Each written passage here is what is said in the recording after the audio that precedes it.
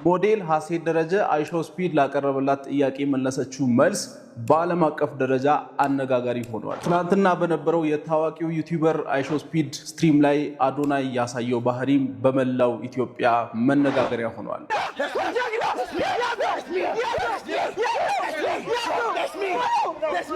ዛሬ ማሳያችሁ እንግዲህ ትናንትና ከነበረው ስትሪም በጣም አነጋጋሪ የሆኑ ክስተቶችን ነው። እንዳለመታደል ሆኖ ገና ስትሪሙ በተጀመረበት ሰዓት አካባቢ መርካቶ ውስጥ የነበሩ ነጋዴዎች በጣም አስከፍተውናል። ኢትዮጵያውያንን በሙሉ አሳዝነዋል። አንዲት ቲሸርት በ6000 ብር በ5000 ብር የሆነች ስካርፍ አምጥቶ በ5000 ብር ምናምን ሲሸጡ ነበርና በጣም ብዙ ኢትዮጵያውያን በዚህ ነገር ተቆጥተዋል። እስቲ ያንን አንዴ ላሳያችሁ። Yeah. How much? Sure. Like $400. It should be 6,000. 6,000? No, it's too expensive. 6,000. Make it 1,000. 6,000. 6,000. It should be 1,000. No. Here. Is that enough? No. 6,000. It's a bro chat, bro. That's it. That's enough. That's enough.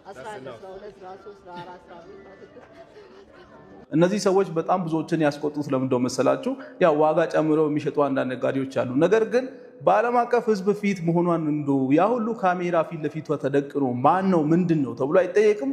እንደው በነፃ ሰተሽ ፕሮሞሽን ብትሰሪ አይሻልሽም ነበር? በነፃ ሰተሽ ዋው እሷ የምትገርም ኢትዮጵያዊት ናት፣ ጎበዝ ነጋዴ ናት ብለን እኛ እኮ ሄደን እንገዛሽ ነበር። ምንድነው እንደዚህ ያስገበገባችሁ ነገር? ለ3000 ለ4000 ብር ብላችሁ የሀገራችሁን ኢሜጅ እስከማበላሸት ድረስ ብትደርሱ ነጋዴዎች ግን ምን አስባችሁ? በጣም የሚያሳፍር ነው። ባለማወቃችሁ ሊሆን ይችላል። ነገር ግን ይሄ በዛ በጣም እንደው ባትቀንሱለት በነፃ ባትሰጡት ምን አለ ኖርማል በሚሸጥበት ዋጋ ብትሸጡለት። ያ ሁሉ ካሜራ ፊታችሁ ተደቅኖ ምን መስሏችሁ ነው እናንተ? ግን ስትሪሙ እንደዚህ አልቀጠለም። ከዚህ በኋላ የተፈጠሩ ነገሮች አንጀት አርስ ነበሩ። በጣም የሚያስደስቱ ነገሮች ነበሩ። ከዛ በኋላ እንግዲህ አዲስ አበባን በሙሉ እየዞረ እያሳየ ነበር። በጣም ቆንጆ የኮሪደር ልማት የተሰራባቸው ቦታዎች ላይ እና የሚገርም ጊዜ ነበር ያሳለፈው። ግን ከዛ በኋላ የብዙዎችን አቴንሽን የያዘው ነገር ኢትዮጵያዊውን አይሾ ስፒድ አገኘው። ቁጭ እሱን የሚመስል አንድ ወጣት አለ ሳምሶን የሚባልና እሱን አግኝቶት የነበረው ነገር በጣም የሚያስቅ ነበር። ከዚህ ልጅ ጉዳይ ጋር በተያያዘ በጣም ብዙ ሰዎች አዶናይን እያመሰገኑ ነበረ፣ ምን ያክል ጥረት እያደረገ እንደነበር በማየት ለማንኛውም ያንን ለማሳየት ያክል ገና አይሾ ስፒድ እየመጣ ባለበት ሰዓት እና አዶናይ ሊቀበሉት በዚህ መንገድ እየተዘጋጁ ነበረ፣ ከኢትዮጵያዊው አይሾ ስፒድ ጋር በመሆን ማለት ነው። ጋይስ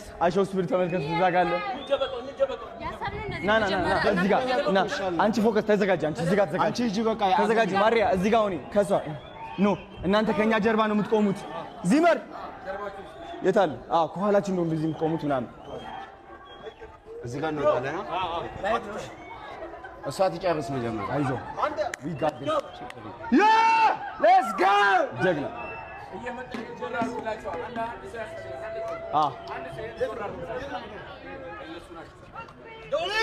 ና እዚህ ጋር ነው የምንቆመው። ሴኩሪቲ ከኋላችን ኮራ ብላችሁ ነፋ ብላችሁ ቁሙ።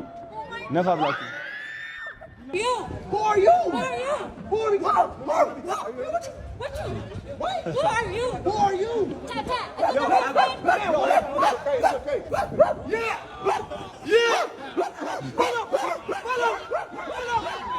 እና እንግዲህ እንደምታዩት አዶናይ እሱንም እያበረታታው ነበረ። ለምንድነው መሰላችሁ? ይሄ ስትሪመር በጣም ትንሽ ወጣ ያለ ባህሪ ያለው ማለት በጣም ኢነርጂው ሌላ ታሪክ ነው። ኢነርጂው ከባድ ነው ባይዘው እና ሰዎችን እንደ ፊት ለፊት መጥቶ ያው የሰው አቴንሽን ያዘው ፌመስ የሆነው በዛ ስለሆነ ከሱ ኢነርጂ ጋር ማች ማታደርጉ ከሆነ በጣም ከባድ ነውና ያንን ለማምጣት አዶናይ እየሞከረ ነበረ። ከዛ በኋላ እንግዲህ ከሱ ጋር ሲገናኝ ወንድም ተሸነፈ ማለት ነው።